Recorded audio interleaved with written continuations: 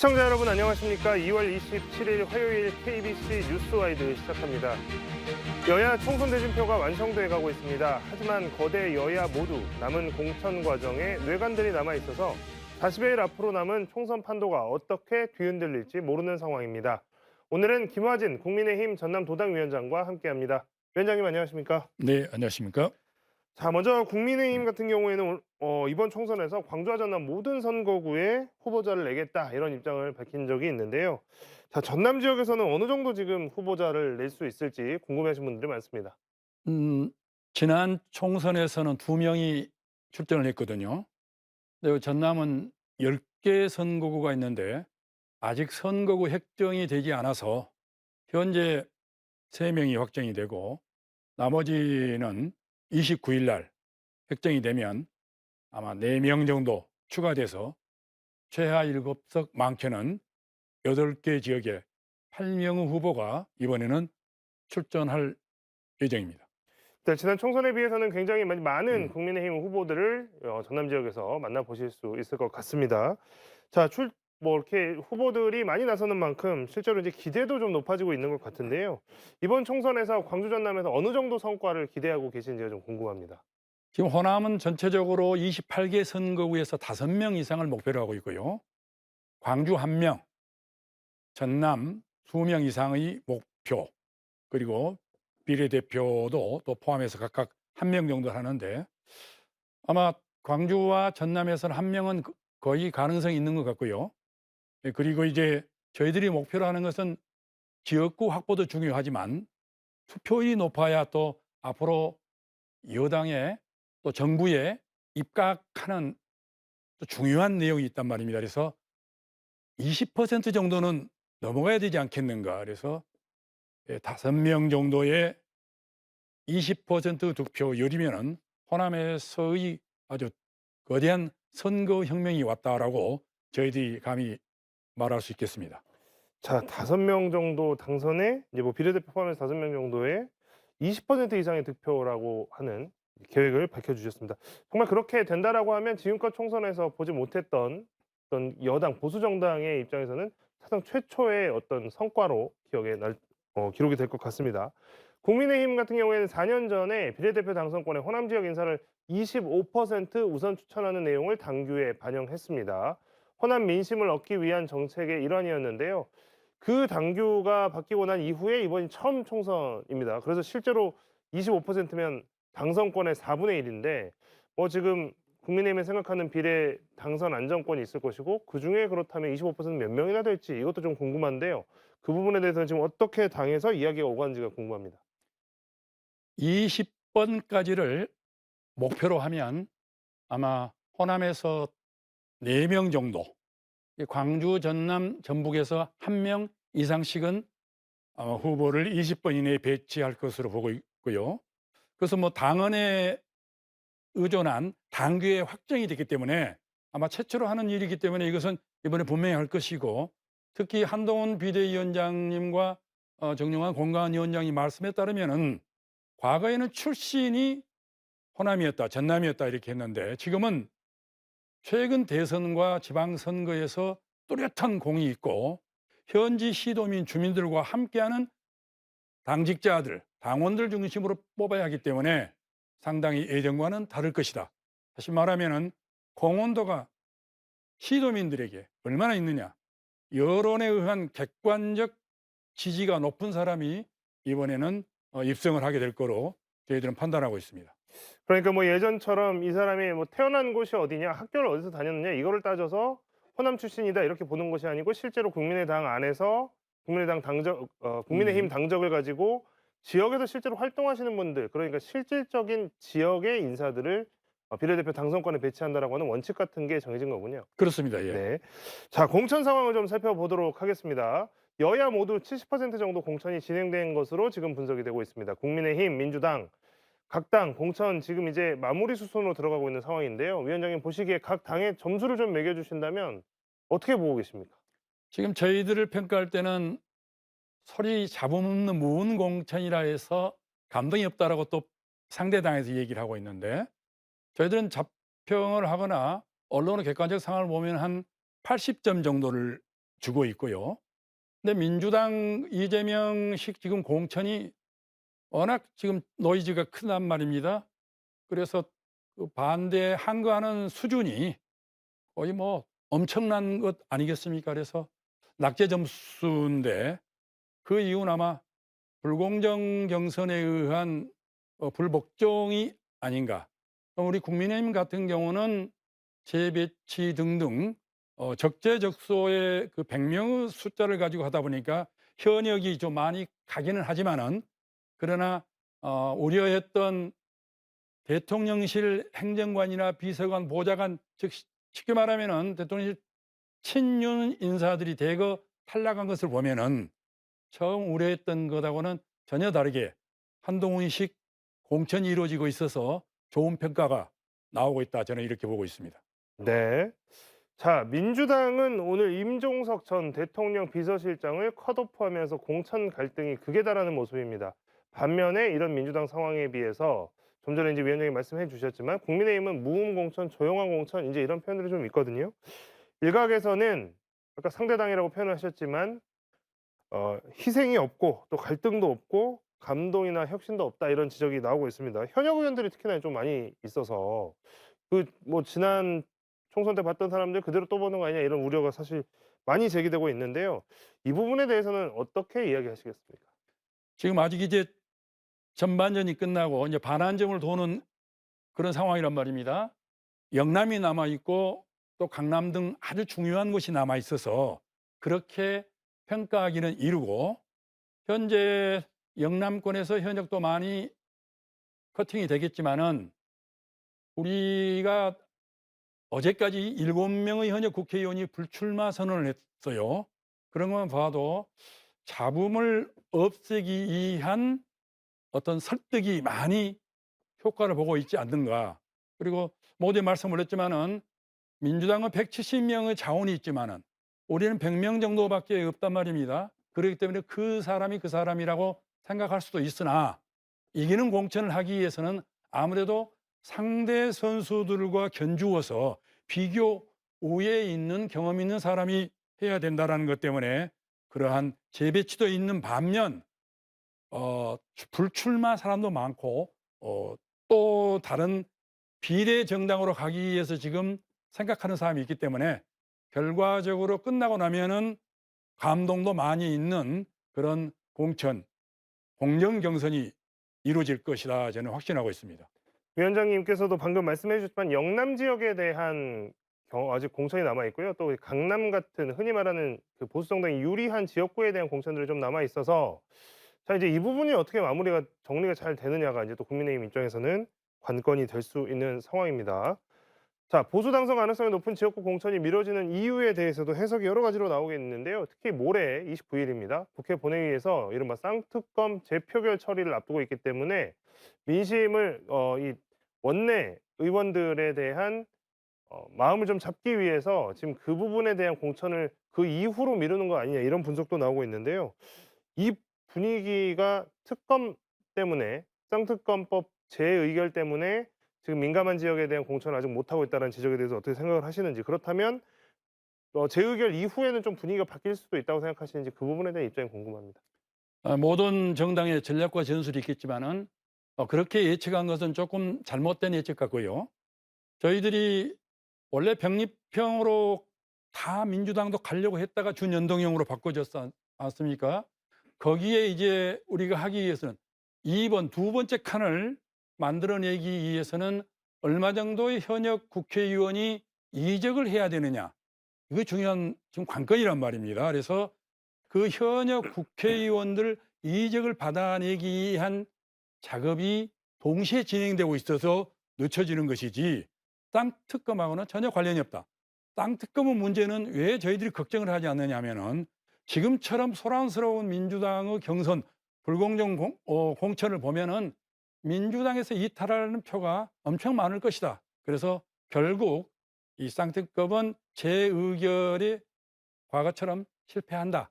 그것과는 전혀 다른 우리의 이기는 경선 공천을 위한 전략이다라고 보시면 좋을 것입니다. 자, 이제 국민의힘 이야기를 하면서 제3지대 이야기를 또 빼놓을 수가 없는데요. 일단 그 국민의힘에서 나간 세력이죠. 이준석 전 대표가 만든 개혁신당에 대한 관심이 좀 있습니다. 그리고 개혁신당에 대한 관심은 국민의힘에서 이탈되는 지지율이나 이탈되는 세력에 대한 관심으로도 이어지는데요. 개혁신당이 김종인 전 국민의힘 비대위원장을 공관위원장으로 합류시켰습니다. 보수, 진보 영역을 넘나들면서 선거 승리를 이끌었던 분이기 때문에 이분의 거취에 대해서 사실 좀 사람들이 촉각을 곤두세우고 보는 시선이 많은데, 자, 개혁신당으로 김종인 전 비대위원장이 갔습니다. 이분에 끼칠 수 있는 영향력 어떻게 보십니까? 민주당과 국민의힘에서 많은 사람들이 개혁신당으로 올 것으로 판단했던 것 같아요. 김종인 공관위원장이나 과거 대표의 그 역량을 봤을 때는 항상 거대 정당이었는데 이번에 이준석 개혁신당에 가는 것은 예측을 아주 잘못된 것 같아요. 국민의힘에서 지금 단 한 명도 가지를 않고 오히려 국민의힘 위성정당인 국민의 미래에 대부분이 올 거란 말입니다. 그리고 민주당에서 공천에 불만을 보고 탈락된 사람들이 이준석 당으로 가는 게 아니고 새정치 미래입니까? 네, 우리 이낙연 신당으로 가는 사람이 훨씬 많을 것 같아요. 그러다 보면은 어찌 보면 초라한 그 숫자적으로 당이 되지 않을 것인가 해서 김종인 대표 과거의 전성기의 모습과 전성기 활약은 이번에 개혁신당에서는 거의 그 역할을 찾아보기가 힘들 것이다. 저는 이렇게 평가하고 싶습니다. 마지막으로 또 다른 제3지대 세력에 대해서 좀 여쭤봐야 될 것 같은데요. 국민의힘과 접점은 없지만 최근에 조국 신당이 뭐 예상치 못한 예상보다 많은 지지율로 지금 이슈가 되고 있습니다. 조국 신당의 가능성, 그 성공 가능성에 대해서는 어떻게 보십니까? 지금 이재명 민주당에서 비례대표들을 선발할 때 민주당 사람들을 하는 게 맞는데 그렇지 못하고 민주진보연합 그리고 과거의 동부연합이랄지 이석기 통진당의 어떤 그 세력들이 좀 있다는 것을 언론을 통해서 보면은 거기에 준비라고 있었던 민주당 사람들이 대부분 조국 신당으로 가게 된단 말입니다. 그러다 보니까 지금 거의 한 10%가 넘는 지지율을 보기 때문에 못해도 3석, 5석까지는 가능하다. 그래서 민주진보연합이 얻고자 하는 20석에 상당히 타격을 줄 수 있는 그러한 그 전력들이 되기 때문에 우리 국민의힘에서는 상대의 그 아픔이지만은 어찌 보면은 좋은 성과를 기대를 하고 있는 게 바로 그런 점입니다. 네. 자, 총선을 앞둔 정치권의 상황, 오늘은 김화진 국민의힘 전남도당위원장과 이야기 나눠봤습니다. 오늘 이야기는 여기까지 듣도록 하겠습니다. 위원장님, 고맙습니다. 감사합니다.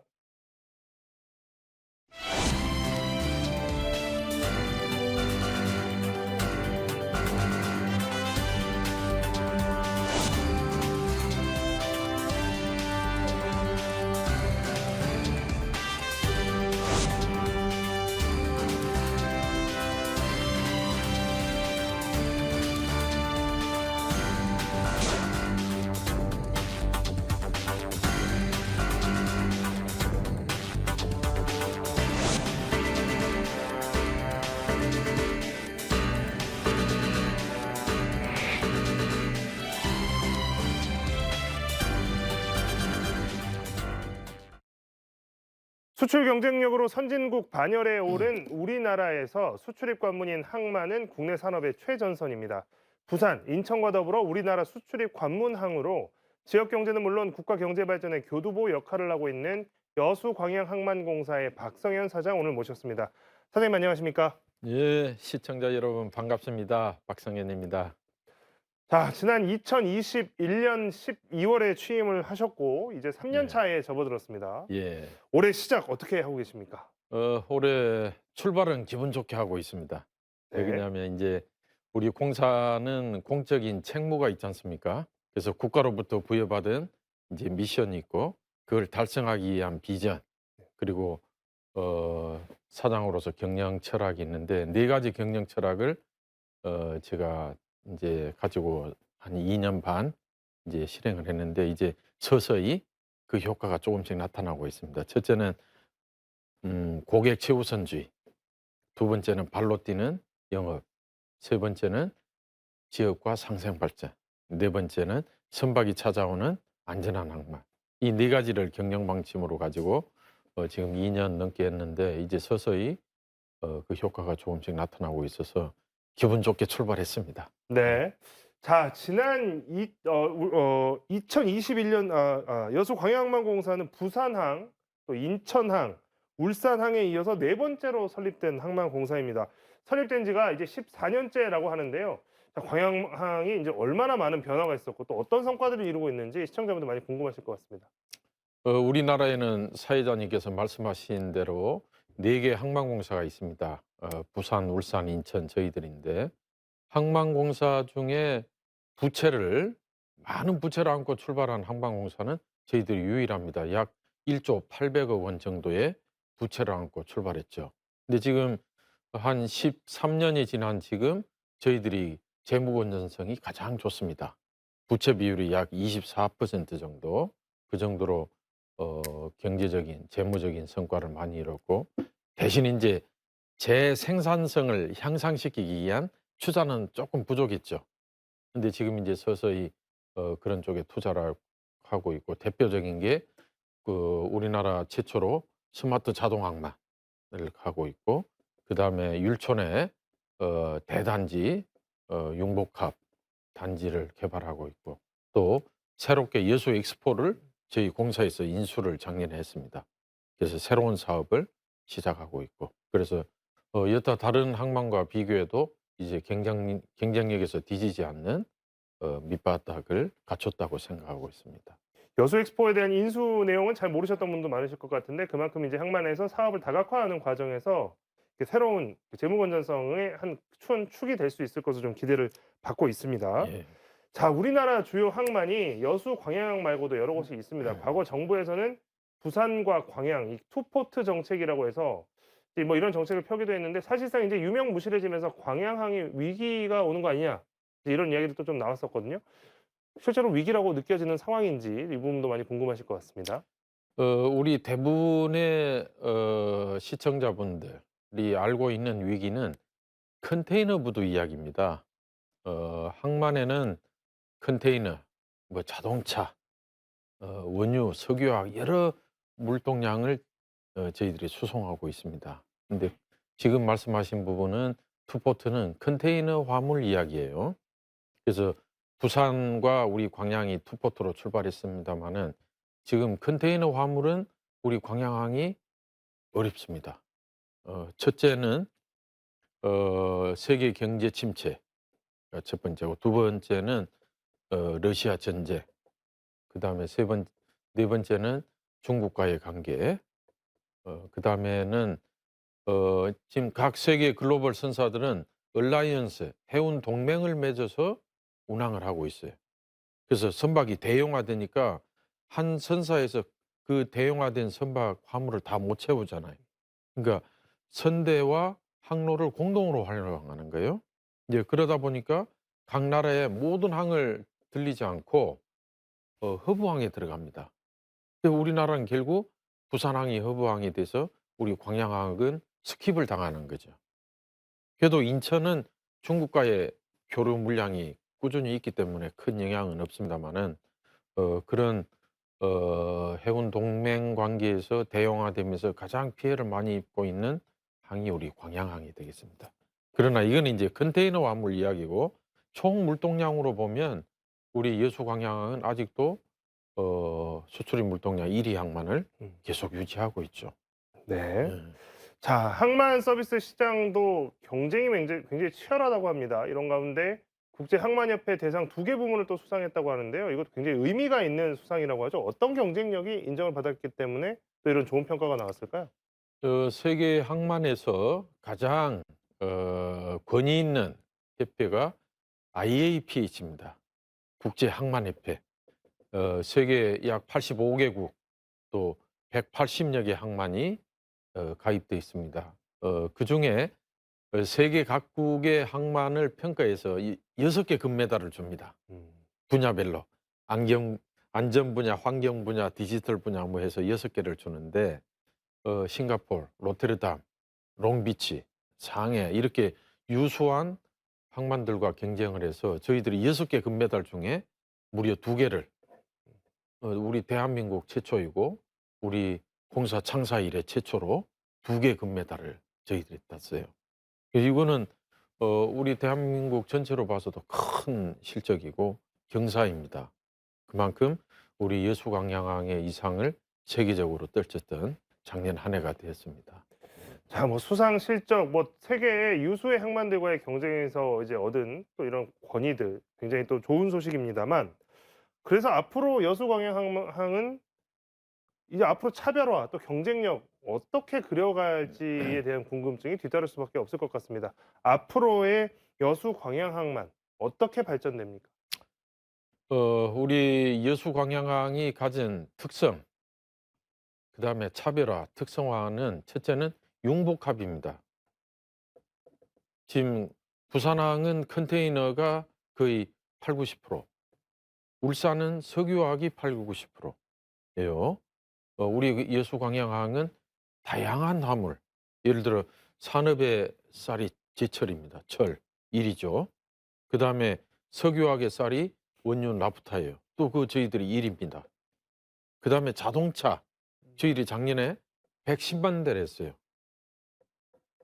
110만 대면은 어느 정도인지 상상이 안 갈 겁니다만은 경제적인 효과로 보면 약 330억 원이 넘는 효과를 올렸고, 현재 자동차는 평택이 1위 130만 대 정도 되고 저희들이 110만 대로 2위를 하고 있고, 그다음에 컨테이너 3위, LNG, LPG 1위.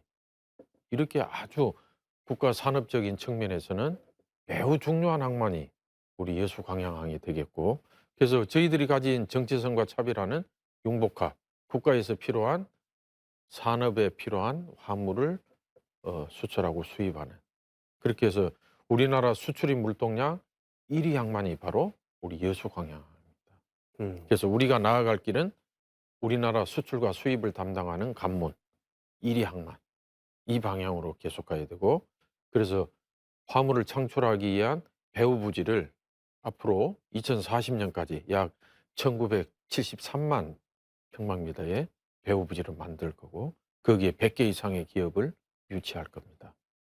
자, 융복합을 컨셉으로 한 우리나라 수출입 1등 항만의 컨셉을 계속 유지해 가겠다 이런 포부를 밝혀주셨습니다.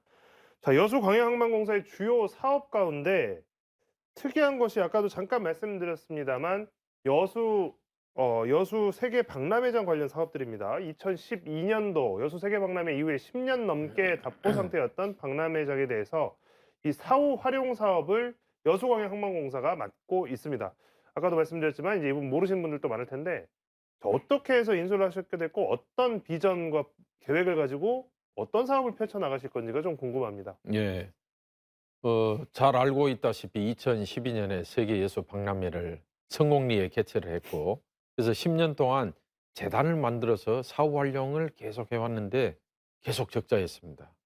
그래서 기재부, 해수부, 전남도, 여수시, 지역 정치권, 그다음 지역 시민단체에서는 도저히 이 상태로는 계속 할 수가 없다. 그래서 대안이 뭐냐 고민한 끝에 우리 여수광양 항만공사로 넘기자. 그렇게 해서 재작년에 10월 27일 날 특별법을 개정해서 저희들한테 이관하는 걸로 이렇게 법이 개정됐고, 그래서 작년 5월 16일자로 저희 공사로 땅, 인력, 건물 모든 것들이 저희들한테 넘어와서 성공리에 이제 이관 작업을 했고, 저는 우리 여수 세계 엑스포장은 남해안을 대표하는, 우리 대한민국을 대표하는 해양리적 관광의 중심지라고 생각하고 있습니다. 그리고 이걸 잘 개발해서 우리 후손들에게 물려줘야 될 아주 좋은 유산이라고 생각해요. 그래서 개발의 개념을 하늘, 바다, 미래로 잡았습니다. 그래서 친환경 AI 자동화 도시로 만들겠다. 그래서 세계를 대표하는 랜드마크를 먼저 세우자. 자, 우리가 호주 그러면 오페라하우스, 파리 그러면 에펠탑, 떠오르는 게 있잖아요. 그다음에 두바이 그러면 부르즈 칼리파, 그다음에 싱가포르 가면 마리나 베이 샌즈, 이런 그 나라 하면 떠오르는 건물이 있어요. 랜드마크. 근데 우리 여수 대한민국 하면 과연 뭘 떠오를까? 그걸 만들어내야 됩니다. 그래서 여수에 세계를 대표하는 그런 랜드마크를 세우고, 그다음에 소프트웨어 측면에서는 K-팝, K-컬처, K-푸드 이런 것들을 여수에서 해야 돼요. 그래서 문화와 관광과 레저가 아울러진 그런 사이트로 만들고, 그다음에 국제 크루즈 작년에 6척이 왔습니다마는 이제 개발을 첨단 항만으로 개발해서 세계 각국의 크루즈들이 우리나라 K-팝, 컬처를 보러 오는 그런 사이트로 만들고 싶다는 게 저희들 생각입니다. 야, 여수 세계 박람회장이 어떤 그 마중물이 돼서 지금 거대한 그 새로운 K 랜드마크의 꿈을 갖고 가시다는 내용을 잘 들어봤습니다. 자, 끝으로 올해 광양항만공사의 목표 또 포부, 올해는 또 어떤 변화가 있을까 궁금해하실 텐데요. 마지막으로 좀 정리해서 말씀해 주시죠. 올해 우리 공사의 핵심 사업을 저는 4가지를 정했습니다. 첫째는 우리 대한민국 최초로 스마트 자동 항만을 성공리에 만들겠다 하는 게 첫 번째입니다. 그래서 선박이 오면 컨테이너를 내리고 싣고 이송하고 하는 모든 부분을 무인 자동화하겠다. 이게 첫 번째 사업이고, 두 번째는 엑스포장을 정말 남해안의 중심, 우리나라를 대표하는 해양레저 관광의 대표로 만들겠다. 그리고 세 번째는 우리 기업들이 마음 놓고 투자할 수 있는 항만 배후 부지를 만들겠다. 그래서 지금 2029년까지 약 100만 평, 2040년까지 1973만 평을 만들어서 우리 여수 광양만권이죠. 여기에 100개 이상의 기업을 유치하면 우리 지역의 경제는 살아날 것이다라고 저는 굳게 믿고 있습니다. 네. 자, 우리나라 수출입 관문학 역할을 수행하면서 국가 산업 발전을 견인해 가고 있는 여수광양항만공사의 발전, 변화 함께 지켜보도록 하겠습니다. 지금까지 여수광양항만공사 박성현 사장이었습니다. 사장님, 고맙습니다. 반갑습니다. 감사합니다.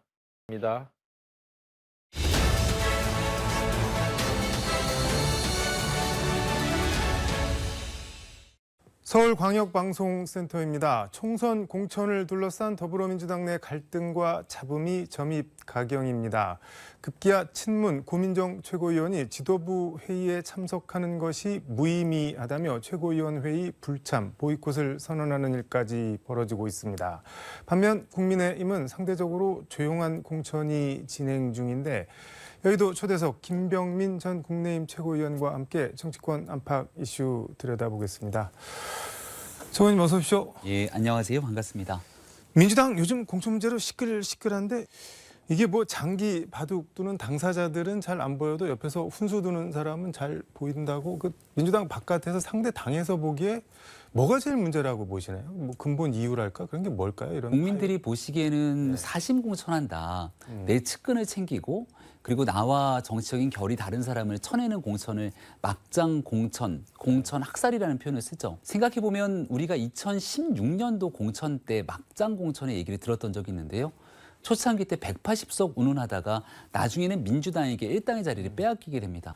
지금 민주당의 공천은 이재명 대표 중심으로 네. 친명은 다 살아남고 비명이라고 불리는 사람들, 네. 특히 친문 진영에 있었던 사람들은 공천의 불이익을 받게 되는 일들이 여과 없이 드러나니까. 민주당판 옥새 들고 나르샤 패배가 재현될 거다, 뭐 그런 건가요? 그러면? 네, 2016년도에 안 좋았던 그 공천 파동, 네. 막장 공천의 그 분위기와 흐름들이 현재 민주당에 더 진전된 방향으로 이루어지고 있다고 생각합니다. 고민정 의원은 어제 최고위원 회의에 불참을 했는데 뭐 지도부 회의에 참석하는 것이 무의미하다, 뭐 이렇게 얘기를 했는데, 이거는 결국 뭐 가서 무슨 말을 해도 뭐 전혀 먹히지도 않고 그냥 뭐 알아서들 하시라, 일종의 보이콧 같은데, 얼마 전에 뭐 만나셨다면서요, 상가집에서 고민정 의원. 고민정 의원은 저희 같은 광진구 네. 갑을 지역이 있기 때문에 자주 오며 가며 조우합니다. 네. 또 때마침 다리를 다쳐서 깁스를 하고 움직이는 상태라 위로도 좀 건넸고요. 네. 세상 사람들은 민주당 지도부를 이재명 지도부, 친명 지도부라고 얘기를 합니다. 네. 여기서 나오고 있는 모든 공천의 파열음들이 한쪽 방향을 가고 있고 다른 방식의 다양성을 존중하지 않고 있죠. 네. 고민정 의원이 차석 최고위원으로 있기 때문에 여기에 제대로 된 목소리를 내지 않게 된다면 네. 한 보따리로 뭉쳐갈 수밖에 없을, 쓰나미처럼 쓸려갈 수밖에 없는 형국이 될 겁니다. 그러니까 고민정 최고위원 입장에서는 내가 이런 이재명 지도부와는 다른 목소리에서 네. 내가 생각하는 정치는 다르다 이런 얘기를 아마 들려주고 싶은 상황으로 보이는데 강성 친명이라고 부르는 네. 핵심 지지층들은 이런 고민정 의원을 가만두지 않으려고 하겠죠. 민주당은 마지막 남아있는 다양성까지 다 팽개친 친명 일색 지도부로 옹립되는 거기 때문에 언론은 이재명 대표 중심의 사당화가 훨씬 더 공고히 되면서 친문으로 보이는 친문의 상징인 고민정 의원까지 져버렸다는 방식으로 또 진행될 수 있기 때문에 아무튼 고민정 의원 한 사람이 갖고 있는 최고위원 자리지만 네. 총선에 미치는 파급력들은 상당히 클 수 있다고 저는 생각합니다. 그리고 친문 진영의 나름대로의 상징적인 의미를 갖고 네. 지도부의 유일한 한 사람으로 들어가 있는 건데 민주당은 굉장히 중도층, 민주당 내에 있는 과거에 이 민주당을 네. 지지해왔던 인사들로부터도 외면받을 수 있는 위치에 놓이질 않을까 생각합니다. 그 어제 오늘 사이 온라인에서 꽤 이슈가 되고 있는데 YTN 아나운서 출신 안기령 민주당 상근 부대변인이 그 김근태 의장 부인 인재근 의원 지역구 서울 도봉갑에 전략 공천을 받았는데 지금 안기령 부대변인이 무슨 뭐 유튜브 같은데 나와서 동아일보 유튜브라고 하는 것 같은데 거기서 이제 무슨 게임인지는 잘 모르겠는데 아무튼 밸런스 누가 게임. 그 밸런스 게임이라고 하나요? 보신 모양인데 거기 보니까는 외모 이상형이 누구냐? 그래서 뭐 문재인 전 대통령, 조국 전 장관, 뭐 가수 차은우 씨 이런 분들이 왜 웃으시나요? 근데 네. 그래도 무조건 이재명 뭐 이렇게 했던 모양인데 그거랑 공천이랑 연관을 시켜갖고 막 이렇게 뭐랄까 약간 조소가 쏟아지고 있는데 어떻게 보세요? 그럴 수밖에 없는 이유가요. 네. 도봉갑 지역은 김근태 전 의원이 네. 오랫동안 활동했던 지역이고 인재근 의원도 김근태 전 네. 의원의 아내이지 않습니까?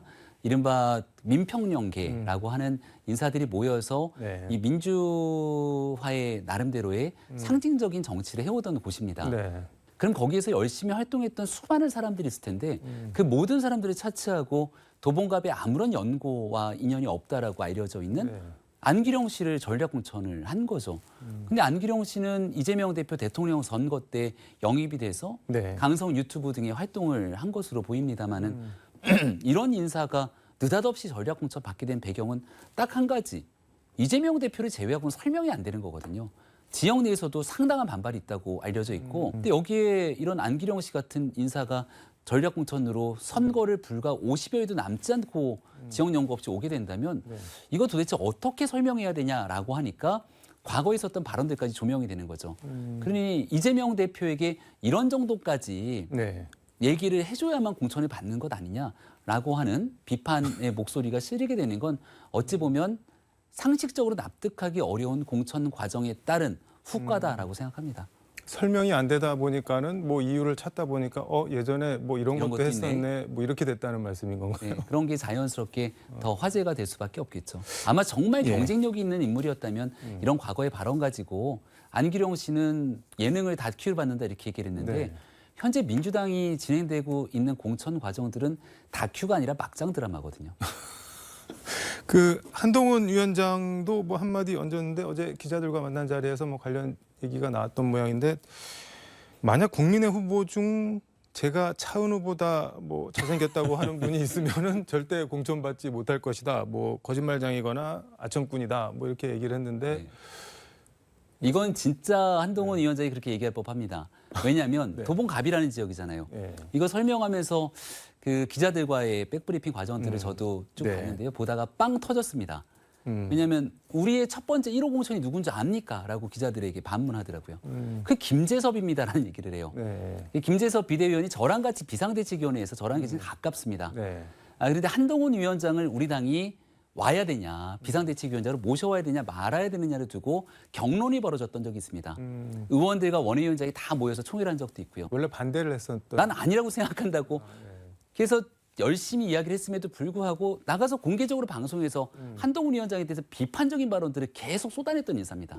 그래서 한동훈 위원장도 그걸 기억하고 있는지 저에 대해서 비판적으로 얘기했던 사람이 김재섭 아닌가요? 라고 얘기를 하면서 그런 김재섭을 제일 먼저 공천하는 게 우리 정당이다라는 얘기를 하는데 그 정도의 비판적인 메시지를 이재명 대표에게 냈던 인사 중에 네. 지금 민주당에 한 번에 단수 공천 받은 예가 있냐 이렇게 생각해 보게 된다면 지금 안규령 씨의 공천 과정과 김재섭의 공천이 너무나 대비되게 되는 상황이겠죠. 근데 한동훈 부대위원장이 이재명 대표 코를 대신 파주거나 뭐 대표가 차은우 보다 잘생겼다고 하는 아청꾼만 살아남는 정글이 돼버린 게 이재명의 민주당이다. 뭐 그런 말을 하던데 뭐 아청꾼은 이해를 하겠는데 이재명 대표 코 대신 파준다. 이거는 무슨 말인가요? 혹시 이게 아시나요? 아마 박찬대 최고위원의 과거 영상이 또 회자가 되는 것 같은데요. 이게 지나가면서 네. 뭘 묻어 있는 걸 이렇게 좀 떼주는 영상이 아마 회자가 됐던 것 같습니다. 그런 게 있었나요? 네, 그래서 자료 화면으로 이렇게 떠돌아다니는 내용들을 저도 이렇게 얼핏 본 적이 있는데요.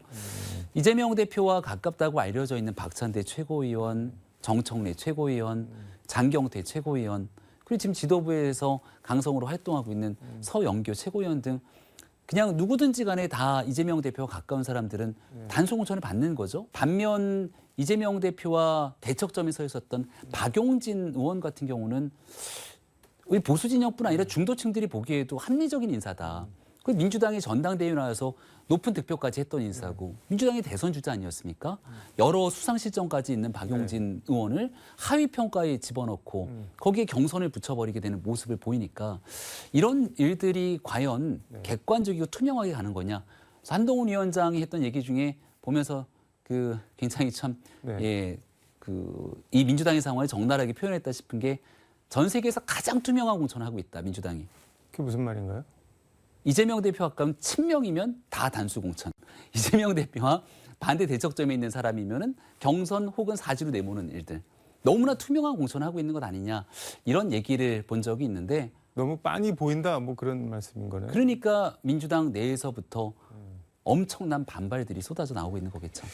근데 일각에서는 한동훈 위원장 화법을 두고 너무 조롱 비아냥 쪼다. 뭐 박지원 전 국정원장 같은 경우는 이제 어제 저희 여의도 초대석 와서 싸가지가 없다. 뭐 인간이 안 됐다. 뭐 저 편하게 공부해서 검사 돼서 평생 편하게 살고 뭐 세상 고마운 줄 모른다. 이렇게 아주 원색적으로 비난을 하던데 어떻게 보시나요? 한동훈 위원장이랑 정치를 같이 하거나 접한 사람들은 네. 한동훈이란 사람의 예의에 대해서 다 인정할 거라고 생각합니다. 한동훈 위원장이 지난번 90도 폴더 인사도 마찬가지지만 네. 이 여러 정치인들과 만났을 때 본인을 낮추면서 예의를 갖추려고 하는 모습들은 여과 없이 드러나는 거죠. 다만 이제 민주당과 대척점에 서 있는 관계 속에서 네. 잘못된 일에 대해서는 이렇게 돌려 말하지 않고 직설적으로 그 잘못된 부분들이 짚거든요. 그리고 우리는 이렇게 하지 않겠다고 얘기를 합니다. 저는 그 이면에는 자신감의 발로라고도 생각합니다. 만약에 비슷한 상황 속에서 저쪽이 잘못하고 있는데 네. 우리도 거기에 대한 흠결이 비슷하게 있다면 그걸 강하게 지적할 수가 없거든요. 내로남불 소리를 들을 수도 있는 것 아니겠습니까? 아마 한동훈 위원장을 잘 알고 있는 국민의힘 인사들이나 정치권 관계자라면 이 부분을 인정하지 않을 수가 없을 거라고 봅니다. 너무 쉽게 말하면 떳떳하고 자신 있으니까는 아주 뭐 자신 있게 얘기하는 거지 그게 뭐 인성이나 싸가지 이런 거랑은 관련이 없고 그런 비판할 거리를 주고 있는 쪽이 문제다 뭐 그런 말씀인 거네요. 네. 근데 지금 민주당과 달리 국민의힘은 뭐 조용한 공천, 뭐 소리 없이 강한 공천 뭐 그런 얘기도 안에서는 하는 것 같은데 일각에서는 이거 다 지금 29일 모레 김건희 여사 특검법 이제 재의결이 예정돼 있는데 본회의에서 그것 때문에 그러는 거 아니냐. 그래서 사실 지금 뭐 현역들 다 살아남은 거 김건희 여사가 다 살려주고 있는 거 아니냐. 뭐 김건희 여사 공천 아니냐. 뭐 이런 비판도 나오는데 그건 어떻게 보세요? 저는 무리한 해석이라고 생각하고요. 오히려 2020년도에 있었던 네. 무리한 찍어내기 공천 그리고 여기에 대한 파열음으로 총선의 절대절명의 위기를 가져왔던 과거의 선례를 반복하지 않기 위한 노력이 더 크다고 생각합니다. 네. 일각에서는 경선을 붙였더니 다 현역이 되더라. 또 어떤 경우에는 30% 넘게 감점까지 다 갖고 경선을 치렀는데 그 현역이 되더라. 이거는 좀 너무 감동 없는 공천 아니냐 이렇게 얘기를 하는데요. 네. 그렇게 무리하게 경쟁력이 있는 후보임에도 불구하고 이 사람을 권력의 힘으로 당신은 그냥 다선이니까 안 돼 이렇게 딱 컷오프를 쳐버리면 이런 경쟁력 있는 인사가 나가서 무소속으로 출마했을 때 오히려 더 혼란 상황들이 오지 않겠습니까? 그러니까 그 정도로 본인이 지역에서 활동할 수 있는 경쟁력들이 있다면 네. 또 여기에 대해서 강압적으로 찍어내는 공천으로 인위적인 과정들을 거치는 것이 아니라 최소한 경선할 수 있는 기회를 주고 또 정치 신인들이 설 수 있는 공간도 마련해 줍니다. 신인이 경쟁력이 있다면 현역 의원을 뛰어넘고 또 역할할 수 있는 공간도 열리는데 대표적인 게 양천 갑 같은 지역이죠. 여기에는 정미경 전 최고위원, 네. 국회의원도 여러 번 했었지 않습니까? 현역인 조수진 의원, 그리고 정치 완전 신인인 구자룡 비대위원 변호사가 같이 경선했는데 여기서 일단 2명의 결선 투표까지 네. 조수진 의원과 구자룡 뭐 의원이 올라갑니다. 지금 한동훈 위원장은 뭐 국힘 공천 비판에 대해서 억지로 까기 억까다라고 하는데 뭐 그런 말씀이신 거네요. 그러니까.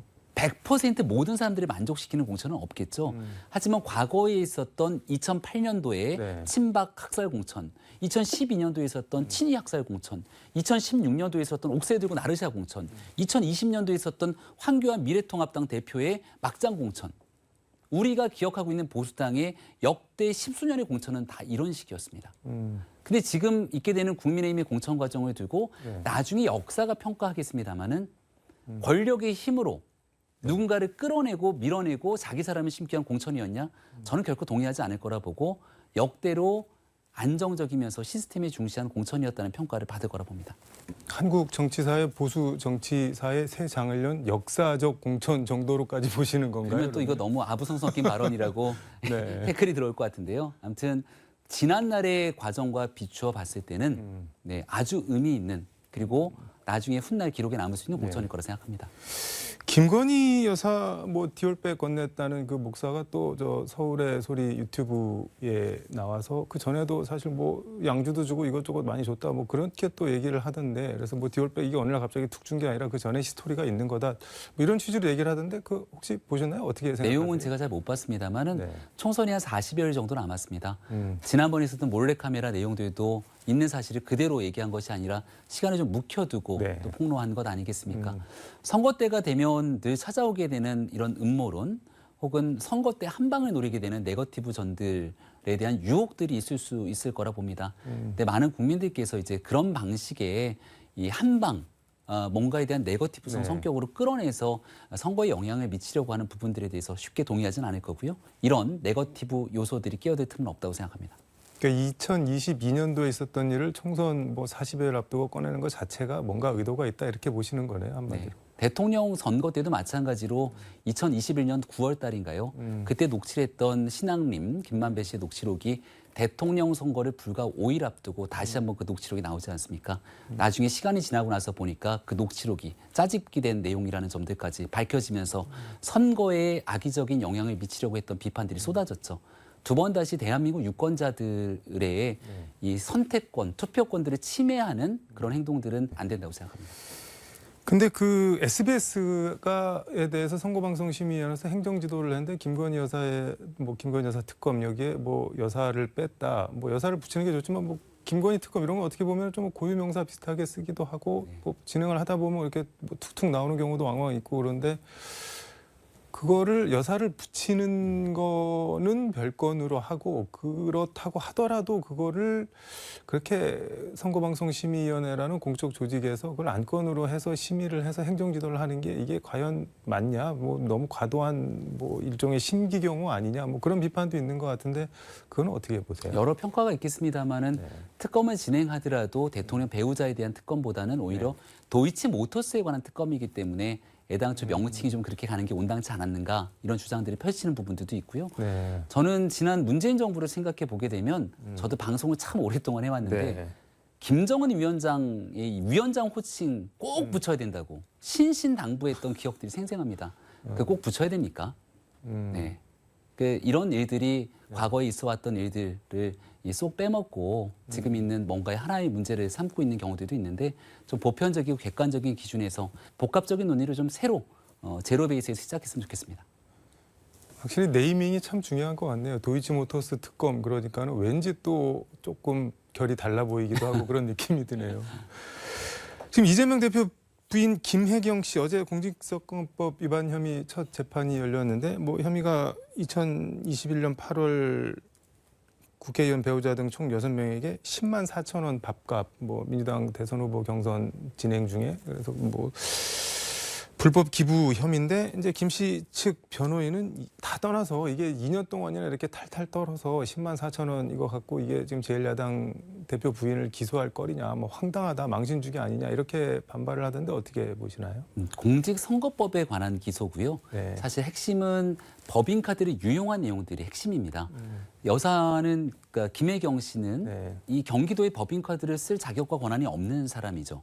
음. 근데 이거를 사적으로 유용했다는 것 아닙니까? 네. 근데 사적으로 유용한 내용 중에 대통령 선거를 앞두고 또 경기도지사의 네. 법인카드가 그 선거에 유용됐다는 내용이 핵심이어서 금액으로 치면 딱 금액만 놓고 보면 이거를 그렇게 할 거리냐라고 봅니다만은 네. 당시 민주당 내에서도 나왔던 비판이 경기도지사직을 계속 유지하면서 선거에 나가는 게 말이 되냐 이런 얘기가 나왔거든요.